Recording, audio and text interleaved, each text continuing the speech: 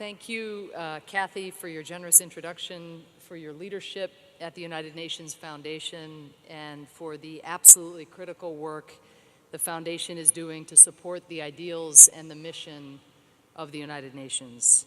Thank you, Mr. Secretary General. You're somewhere. There you are. For your invaluable leadership on so many issues. Human rights, rights up front, which I think will be a signature legacy of yours, climate change, and most recently, Ebola, where I think this is the only 10-minute period I've seen you not on your cell phone calling a world leader to try to get them to step up with health workers or beds or resources to support what is really the most important thing any of us could be doing right now as we face the most dangerous health crisis of the modern age, and one we can stop in its tracks. Good evening also to my fellow ambassadors and to Minister Kutesa, or now Mr. President, President of the General Assembly. Welcome again to New York. I consider myself most honored to present the distinguished Leo Navis Award, a Human Rights Award, tonight to Justice Michael Kirby. Before I do, let me say a brief word about Rana Abdelhamid, who is receiving tonight's Youth Advocate Award. Rana is here with us tonight. Rana, will you please stand? Where is Rana?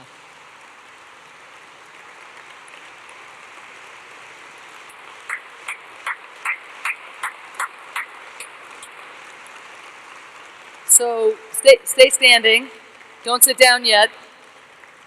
Just as Leo Navis's lifelong efforts for social justice were sparked by the anti-Semitism he encountered as a young lawyer, so was young Rana's activism catalyzed by the hostility she experienced as a Muslim American coming of age in post-9/11 New York.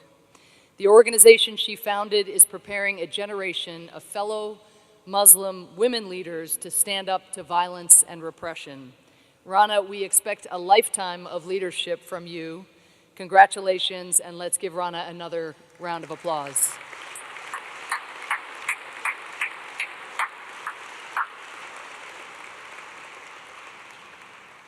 Now, the career of Justice Kirby, tonight's awardee, also parallels the principles that Leo Navis believed in and fought for. Navis spent his life promoting human rights, from raising awareness about the plight of Jewish dissidents in the former Soviet Union to co-founding the Hole in the Wall gang to give children with serious illnesses the chance to have fun at camp. Justice Kirby has also spent his life tackling injustice on a whole series of fronts. While tonight we are honoring Justice Kirby specifically for his work to promote human rights in North Korea, we also pay tribute to his pioneering efforts to strengthen international human rights jurisprudence, his leadership in the global effort to tackle HIV/AIDS, and his public declaration in 1999 while serving on Australia's highest court that he had been in a loving relationship with his same-sex partner for decades. That courageous announcement established him as one of his country's most eloquent advocates for LGBT rights, a movement he continues to help lead to this day. Across these campaigns and so many others, what has made Justice Kirby so effective is his ability to bring together an unparalleled intellect with a very human capacity to empathize with the vulnerable.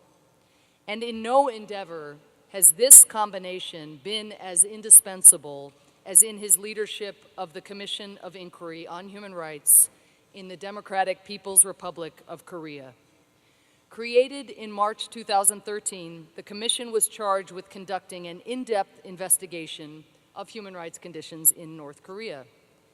Ever the impartial researcher, Justice Kirby started off by seeking permission to enter North Korea to investigate abuses firsthand and to meet with its government. Unsurprisingly, he was denied access. So Justice Kirby sought the next best alternative. He made it a priority to hear directly from North Koreans who had personally experienced the regime's repression, whether as victims or as perpetrators, as well as from experts. Then he methodically checked their accounts against corroborating evidence. More than 200 victims, eyewitnesses, and former officials provided confidential evidence to the Commission, and 80 witnesses participated in its public hearings in Seoul, Tokyo, London, and Washington. For decades, the world had been given only glimpses behind the curtain of North Korea's horrors.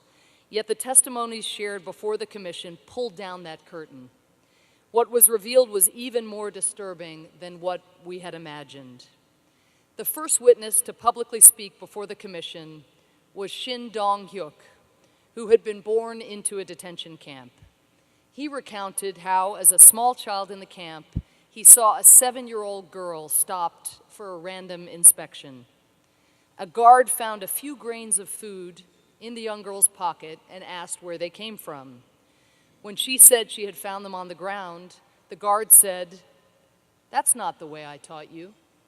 Then he beat her with a wooden stick until she was unconscious. That little girl died the next day. A former guard from another camp named An Myung-chul told the Commission that guards routinely raped prisoners. On one occasion, he said, when superiors learned that a guard had raped an inmate, the victim was taken to a detention house and tortured using fire. Then she was sent to perform punishing labor in a mine, all for the crime of having been raped. Were the Commission only to have given voice to generations of victims, it would have made an unprecedented contribution to documenting atrocities.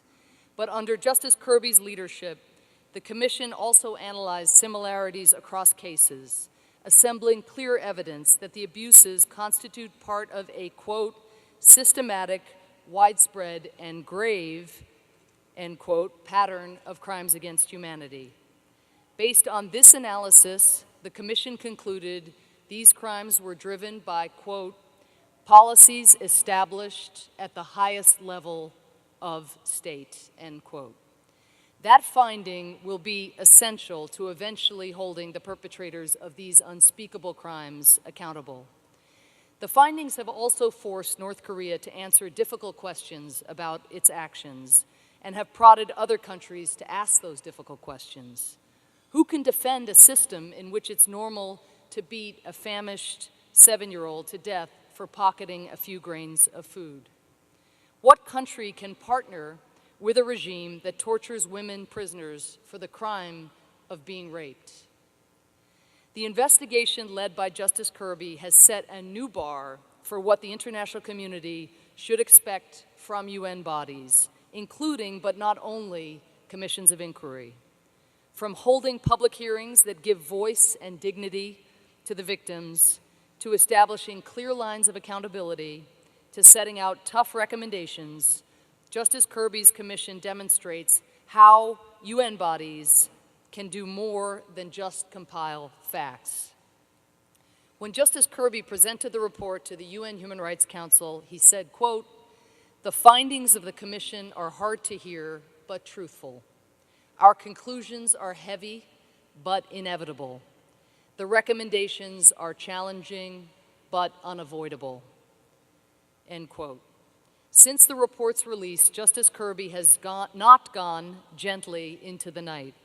He has been a forceful advocate for the Commission's recommendations, including that the Security Council refer North Korea's situation to the International Criminal Court, that the Council adopt targeted sanctions against individuals bearing the greatest responsibility for crimes against humanity, and that neighboring countries stop sending people who escape North Korea back there when they are sure to suffer grave punishment. Perhaps the clearest evidence of the report's impact has been the vigorous verbal counteroffensive it seems to have triggered by North Korea. Last month, the regime released its own report on its human rights record, nearly 54,000 words long, together with a statement saying that its citizens, quote, "feel proud of the world's most advantageous human rights system," end quote.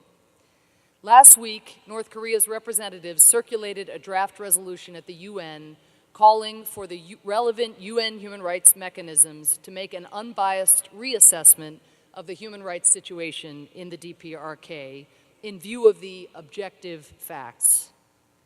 This call was echoed on Monday this week by the country's representative to the UN in a talk he gave at the Council on Foreign Relations. And earlier today, in a meeting at the UN, the North Korean government attacked the Commission's report as propaganda of the United States. The regime's reaction shows that it is feeling the pressure and that it cares what the world thinks. Members of the United Nations should take notice, for while governments may argue over the most effective way to stop North Korea's atrocities, there no longer can be any debate about whether we must shine light on those atrocities. We must shine more light, not less. We must exert more pressure, not less, on its repressive leaders. And it is Justice Kirby who has led the charge to shine that light and exert that pressure. For revealing the horrors they have endured at the hands of their government, Justice Kirby has done a great service to the North Korean people. And for pressing the international community to stop these atrocities and to bring those responsible to justice, he has made a tremendous contribution to the cause of global justice. It is now my distinct honor to present the Leo Navis Award to Justice Michael Kirby.